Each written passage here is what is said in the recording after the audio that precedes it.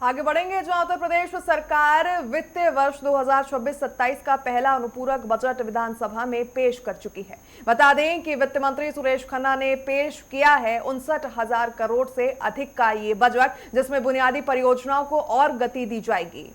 और ये भी आपको जानकारी दे दें कि इसमें महिला कल्याण, समाज कल्याण के साथ साथ ऊर्जा विभाग, उद्यम, ग्राम विकास पर खास फोकस किया गया। तो वहीं विधानसभा में विपक्ष ने हंगामा भी इसे लेकर किया। साथ ही साथ विधानसभा से बाहर सीएम योगी आदित्यनाथ ने विपक्ष पर कई पहलुओं पर निशाना साधा। वहीं सपा नेता अखिलेश यादव भी सत्ता पर तंज कसते हुए इस दौरान देखे गए। इस खास रिपोर्ट में देखिए।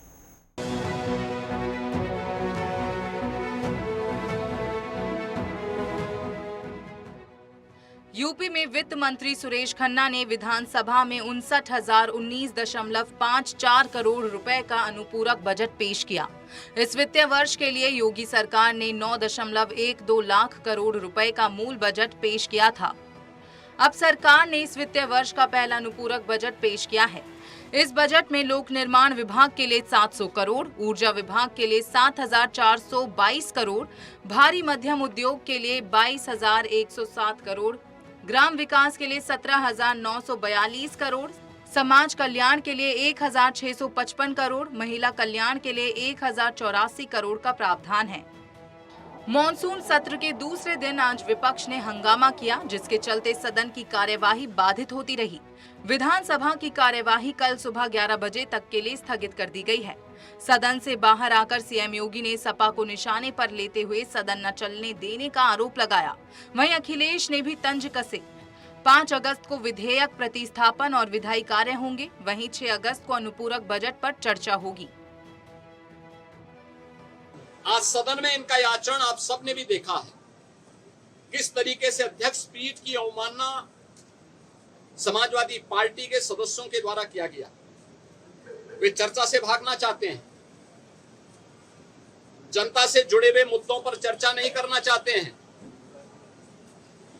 ऐसे मुद्दे पे उठा करके माहौल खराब करने का प्रयास कर रहे हैं, जिन मुद्दों का सदन से लेना देना नहीं था, लेकिन फिर भी दूध का दूध और पानी का पानी हो, इसको लेकर के जब अध्यक्ष पीठ ने अपनी व्यवस्था दी तो उसको मानने को तैयार भी नहीं। वह सदन चर्चा का विषय होता है, एक संवाद होता है, समीक्षा होती है, एक परिणाम पे हम लोग पहुंचते हैं। ये लोग उन मुद्दों पे चर्चा नहीं कराना चाहते हैं, केवल माहौल खराब करके जनहित से जुड़े हुए मुद्दों को डाइल्यूट करना चाहते हैं। सीएम योगी ने प्रेस को संबोधित करते हुए कहा कि विपक्ष किसी भी महत्वपूर्ण मुद्दे पर चर्चा से भागता है, उसके पास किसी बात का जवाब नहीं होता। विपक्ष ने सदन का अपमान किया है, स्पीकर के साथ अपमानजनक व्यवहार किया है। सपा जानबूझकर सदन में ऐसे विषय उठाती है जो सदन की बहस से संबंधित नहीं होते। सपा ने अयोध्या और सनातन का अपमान किया है। किसी भी साधु सन्यासी ने अयोध्या राम मंदिर दान पात्र में चोरी नहीं की है। दान चोरी के मामले में एसआईटी गठित की गई है। 8 लोगों की गिरफ्तारी हुई है। ये मामला सुप्रीम कोर्ट में है। सपा ने विधानसभा स्पीकर का अपमान किया है। सपा किसी भी तरह सदन में हंगामा करना चाहती है। इसके जवाब में सपा नेता अखिलेश यादव ने तंज कसते हुए कहा कि दंगल में सपा ही जीतेगी। बीजेपी ने बांकीपुर में फेयर चुनाव कराए हैं। बीजेपी हनुमान जी को नचाती है।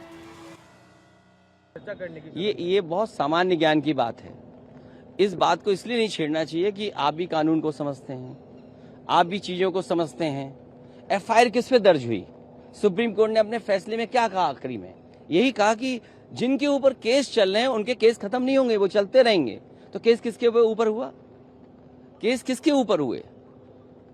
आप सोचिए ना, केस किसके ऊपर हुए? बीजेपी के नेताओं के ऊपर केस हुए कि उन्होंने संविधान के खिलाफ, सुप्रीम कोर्ट के खिलाफ काम किया। आदरणीय रामगोपाल चाचा क्या कह रहे हैं वो बात नहीं है। आप बीजेपी से क्यों नहीं पूछते हो कि हनुमान जी कहाँ नाच रहे थे? आपका क्यों ये मेन स्ट्रीम मीडिया कहाँ चला जाता है? मुझे याद नहीं है कौन सा चैनल है आपका। लगता है आपने हनुमान जी को नाचते हुए नहीं देखा। बड़ा खराब है, रेटिंग खराब है आपकी। विपक्ष विधानसभा और विधानमंडल में अपने मुद्दों को धार देने की कोशिश करेगा। उत्तर प्रदेश में चुनाव का माहौल बन गया है। सियासी दल अपनी अपनी बिसात बिछा रहे हैं। ऐसे में चुनाव से पहले इस मॉनसून सत्र पर न केवल यूपी बल्कि देश भर की निगाह रहेगी। विधानमंडल के मॉनसून सत्र की अवधि छोटी है, लेकिन इसमें सत्ता और विपक्ष में तीखी बहस होने के आसार दिख रहे हैं। सत्ता पक्ष भी अपनी पूरी तैयारी के साथ दिख रहा है। वो अपनी उपलब्धियों को जन जन तक ले जाने के लिए प्रयासरत है। वहीं सदन की बहस के जरिए लोगों को आश्वस्त करना चाहता है कि राज्य सरकार उनके हितों के लिए तत्पर है। योगी राज में यूपी बदल गया है। यूपी के बदले हालातों में ही निवेश आ रहा है।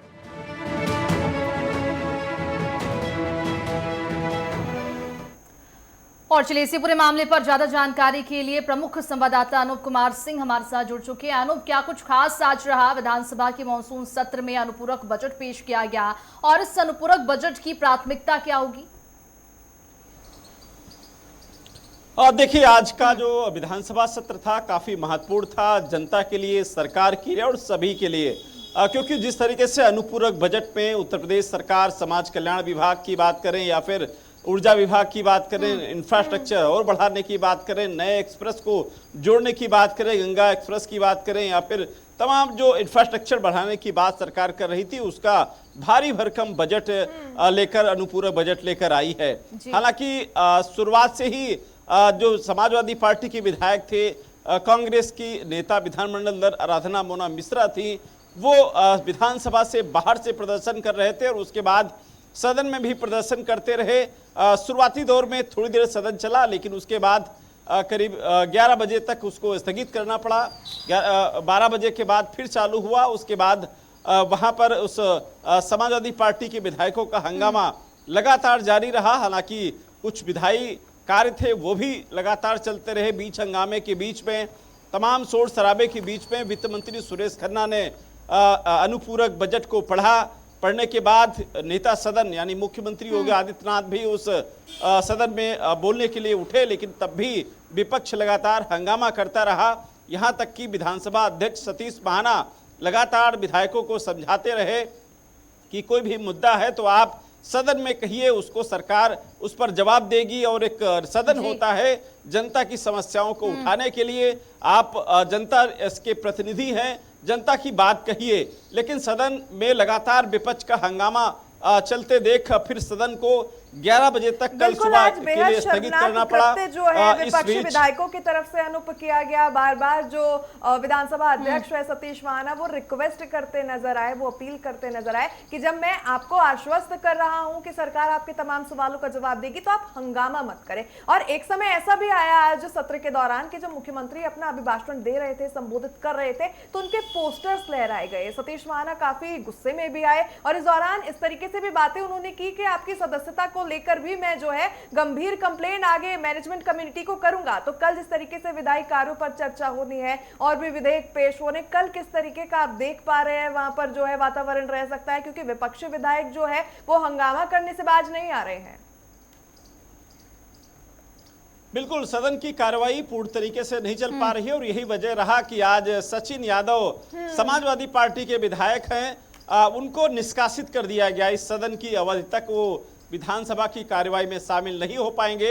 उसके बाद सचिन यादव अपने तमाम समर्थकों के साथ विधानसभा के अंदर चौधरी चरण सिंह की प्रतिमा के बाहर वो धरना पे बैठ गए हैं और सरकार का विरोध कर रहे हैं। निश्चित रूप से सदन की एक गरिमा होती है, सदन की मर्यादा, जहां तक कि सदन चलाने की जिम्मेदारी अगर नेता सदन की है, सत्ता पक्ष की, वहीं विपक्ष की भी जिम्मेदारी है सदन को ठीक तरीके से चलाया जाए। तमाम जो जनता के जो हित के मुद्दे हैं उनको सदन में उठाना चाहिए, क्योंकि जनता के प्रतिनिधि होते हैं विधायक। ऐसे में क्योंकि चुनावी साल है, ऐसे में जनता के जो तमाम मुद्दे हैं विपक्ष, मुझे लगता है उस जनता की बात को करना चाहिए, वहां पर सवाल उठाना चाहिए। लेकिन जिस तरीके से पहले दिन से हंगामा विपक्ष को का देखने को मिला है, आज भी लगातार हंगामा करते रहे। और जिस तरीके से समाजवादी पार्टी के विधायकों से मेरी बात हुई तो उनका कहना था कल भी इसी तरीके से हंगामा उनका जारी रहेगा जब तक सरकार चंदा चोरी के मामले में, जब तक सरकार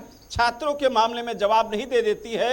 लेकिन सत्ता पक्ष के भी मंत्रियों से हमारी इस मामले पर बात हुई तो उनका साफ तौर से कहना है कि अगर विपक्ष कोई भी बात सदन में उठाएगा तो सरकार उसका जवाब देने के लिए तैयार है। बिल्कुल। और अनुप ये भी बताइएगा, जिस तरह से विपक्ष का हंगामा तो देखने को मिल रहा है, कल भी हमने देखा कि विपक्ष जो है वो सदन की कार्रवाई के दौरान काफी हंगामा कर रहे थे और आज भी उसी तरह की तस्वीरें निकलकर सामने आई। लेकिन अनुपूरक बजट की बात अगर हम करें तो कौन कौन से विभागों को अधिक आवंटन इस दौरान मिला है और सरकार उसके पीछे क्या तर्क दे रही है?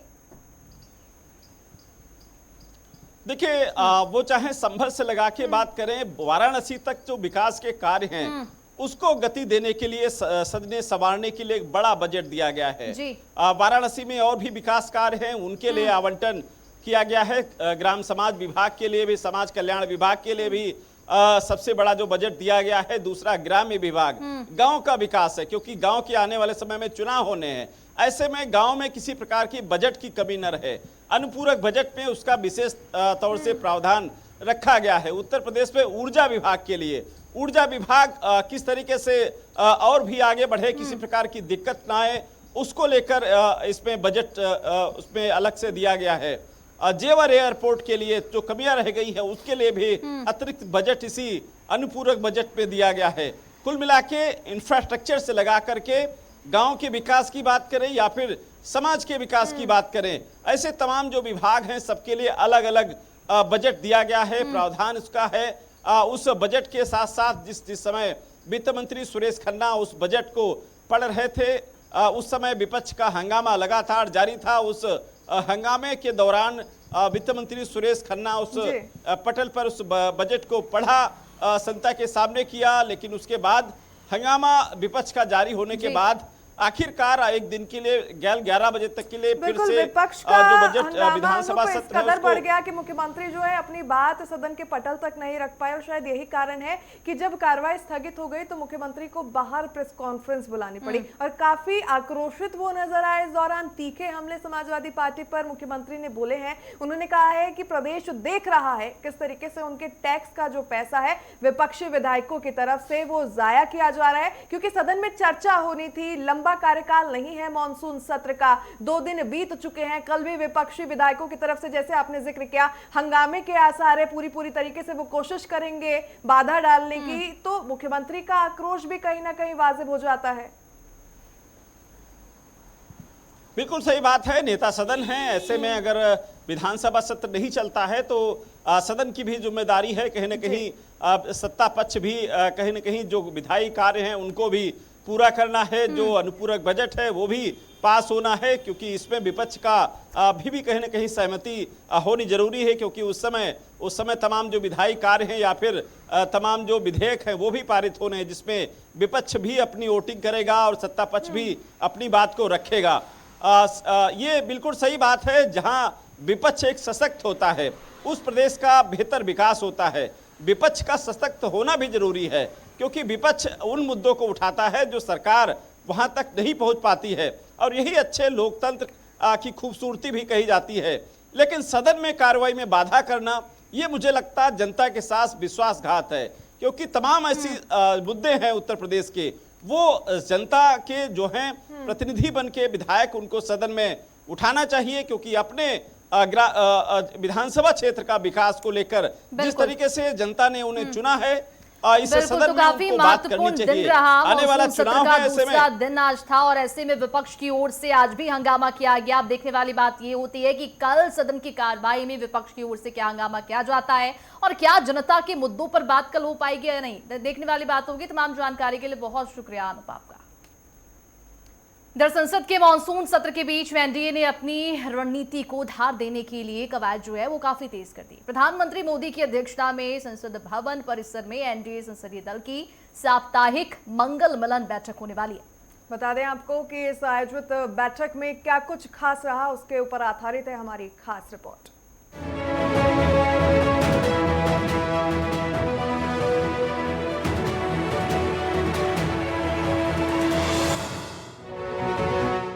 भवन परिसर में प्रधानमंत्री नरेंद्र मोदी की अध्यक्षता में एनडीए संसदीय दल की साप्ताहिक मंगल मिशन बैठक आयोजित हुई।